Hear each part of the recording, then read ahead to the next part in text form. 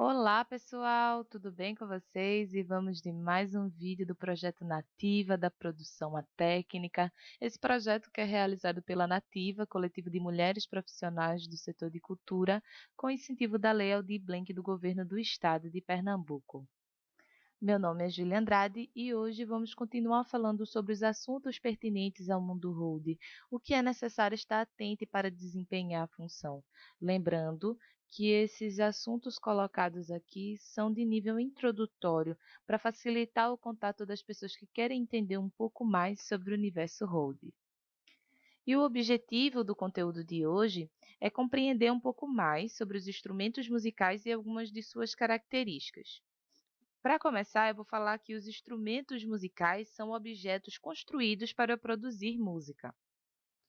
E vamos começar falando sobre os instrumentos acústicos. Os instrumentos acústicos possuem um corpo ressonante que vai ampliar o som, que vai ser reproduzido ao excitar uma corda, no caso dos instrumentos de corda, ou no excitar de uma membrana, no caso dos instrumentos de percussão, ou até no soprar, no caso dos instrumentos de sopro. Nos instrumentos de corda, o som vai ser produzido ao vibrar da corda que vai estar presa no instrumento pelas suas extremidades.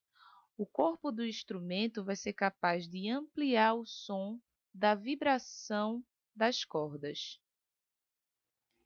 E o instrumento acústico de corda que eu trouxe como exemplo é o violão. Aqui vocês observam a anatomia de um violão, onde temos aqui a cabeça, as tarraxas, a pestana, as casas, os trastes, o braço, as cordas, o trócolo, o mosaico, a boca, o rastilho, que é essa pecinha aqui, branquinha, tá? O cavalete, a lateral e o tampo. Os instrumentos de membrana são instrumentos musicais em que o som é resultado da vibração de uma membrana esticada. As membranas que a gente está se referindo são as peles. O instrumento de membrana que eu trouxe como exemplo é o pandeiro. Como vocês podem observar, na anatomia do pandeiro a gente possui o casco. No casco a gente vai encontrar as platinelas, as peças vão segurar o aro e a pele. Outro instrumento acústico e de membrana que eu trouxe como exemplo é a bateria, que é um dos instrumentos que até assusta quem está no começo. Por quê? Porque a bateria, gente, nada mais é do que um conjunto de instrumentos. A gente está falando de vários instrumentos em um, entre aspas, podemos dizer assim. Então, para quem está começando, de fato assusta a quantidade de itens. E agora, né? Para onde eu vou na montagem dessa bateria? Então, para ir desmistificando, para a gente ir perdendo esse medo, eu detalhei aqui um pouquinho da estrutura da bateria para a gente ir conhecendo um pouco mais. Aqui nessa primeira imagem, vocês observam o conjunto dos tambores, onde a gente tem o bumbo, que é o número 1, o caixa, que é o número 2, o tom 1 e o tom 2, que respectivamente é o 3 e o 4, e o surdo. Aqui eu trouxe as ferragens, que são itens que vão fazer parte da configuração da bateria. Na primeira imagem, vocês conferem uma estante girafa, que tem um braço extensor, e com ela a gente tem a capacidade de trabalhar com ângulos. A estante do meio é a estante reta, em que a gente não tem a possibilidade de trabalhar com ângulos com essa estante, ela só vai ficar posicionada retinha mesmo. Aqui vocês observam também o banco da bateria, e a gente tem aqui também o pedal, a estante de chimbal e a estante de caixa. Na composição da bateria, da configuração da bateria, a gente também vai ter os pratos. Então, os pratos mais comuns que a gente vai estar observando são os pratos de condução, os pratos de ataque e os pratos de chimbal. Só para ressaltar, e em relação aos pratos de chimbal, a gente tem que estar atento no seguinte: existe um prato que vai ficar na parte de cima, que é o top, e o prato que vai ficar na parte de baixo, que é o bottom. Então, geralmente a gente vai encontrar essas especificidades escritas no próprio prato. E caso essa escritura esteja apagada, a gente precisa perguntar ao dono do instrumento, ao baterista, qual seria, né, o prato top e o prato bottom. É interessante a gente ter uma ordem na montagem da bateria a fim de facilitar o nosso processo. É bom a gente estar manuseando também esse instrumento com luvas. O primeiro momento que a gente vai ter na montagem da bateria é de colocar um tapete ou um carpete abaixo desse instrumento, onde vai ser montado o instrumento. Por quê? Porque o tapete ou carpete vai dificultar com que esse instrumento acabe se movendo durante a apresentação. Por que esse instrumento acaba se movendo? É um instrumento que vai estar recebendo impacto do músico que vai estar tocando, do baterista. Então acaba que esse instrumento tem a tendência de se locomover durante a apresentação. Quando a gente não tem um carpete que está legal, ou quando a gente não tem um tapete para pôr embaixo dessa bateria, a gente faz freios com fita para a gente conseguir fixar melhor o instrumento ao chão e para que ele não corra durante as apresentações, não se mova.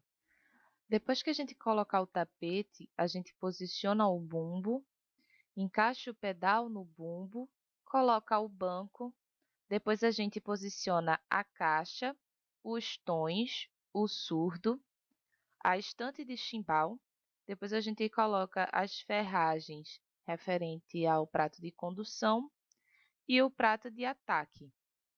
E eu trouxe aqui a flauta como um exemplo de um instrumento acústico aerofono, ou seja, o elemento vibratório desse instrumento é o ar.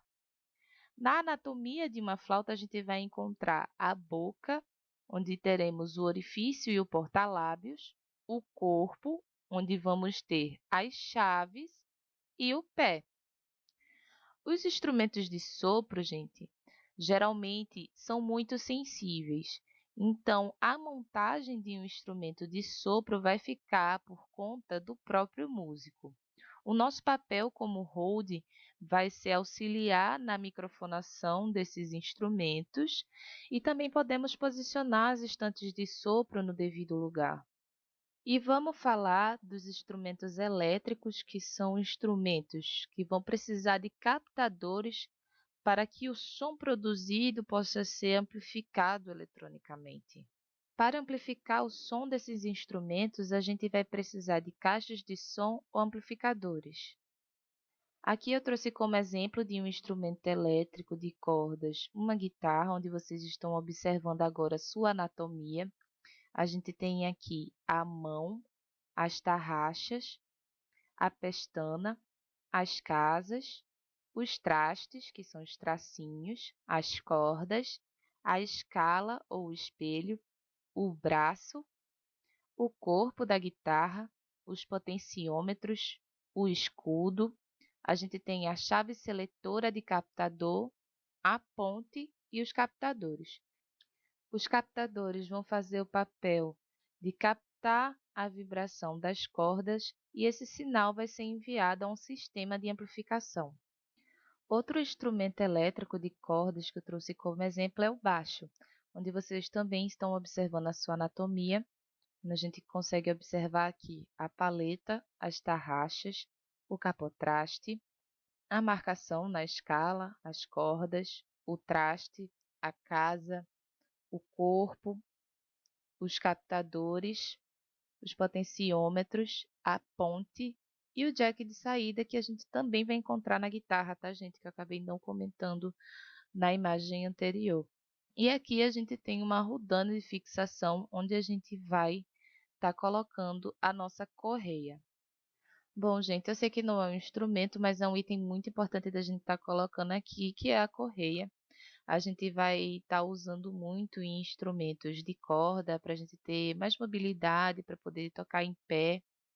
E outra coisa bem legal, que é interessante da gente ter, é o strap lock. O strap lock vai travar a correia no instrumento, para que a correia não saia do instrumento durante a apresentação. O que é comum acontecer a correia sair do lugar da rodana do instrumento por conta da movimentação. Quando a gente tem o strap lock, a gente já não tem mais esse problema. Os instrumentos semiacústicos vão possuir uma caixa acústica e também vão possuir captadores. E agora vocês estão observando mais um exemplo de uma anatomia de um instrumento, dessa vez um instrumento semiacústico. A gente está vendo aqui um baixo semiacústico, onde vocês podem observar aqui a mão, a pestana, as tarraxas, o braço, as cordas, as casas, os trastes. Aqui a gente tem os controles de volume, os potenciômetros, as picapes e a ponte. A gente também vai ter o jack nesse instrumento. Os instrumentos eletrônicos vão produzir som através de um circuito eletrônico. Esses instrumentos vão possuir teclas, botões, pads. Esses instrumentos também só vão entrar em pleno funcionamento se forem devidamente alimentados com energia elétrica. Eu trouxe dois exemplos de instrumentos eletrônicos. O primeiro é um SPD SX. Esse instrumento é um pad de manipulação de amostras, ou seja, a gente pode ter uma infinidade de possibilidades com esse instrumento, onde é possível copiar sons para reproduzi-los, tocar frases em looping. Então, a gente tem uma variedade de possibilidades. O teclado é outro instrumento extremamente versátil em que a gente consegue simular sons de outros instrumentos, a gente consegue tirar uma grande variedade de timbres. Então, é um equipamento extremamente versátil também, em que a gente pode estar criando diversas sonoridades. E concluindo o assunto de instrumentos, eu venho aqui falar sobre o checklist. É um item que não podia faltar nesse material. Afinal de contas, como road, a gente vai estar lidando com várias coisas ao mesmo tempo. Então, para que a gente tenha o maior controle das coisas que estão sob nossa responsabilidade, é importante a gente ter essa checklist bem organizada para que a gente não acabe perdendo nada no meio da correria. Então, é uma dica de ouro, sempre que puder, anotem as coisas que estão sobre a responsabilidade de vocês.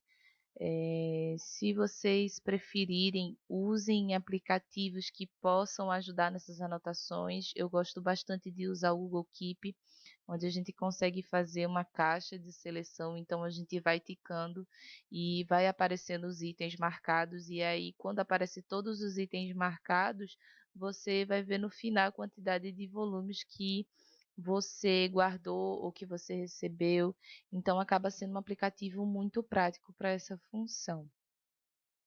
Outra coisa legal também que eu acho importante é tirar foto dos equipamentos que estão sob a responsabilidade de vocês. A título de conferência, a título de organização, é importante a gente sempre estar fazendo registros.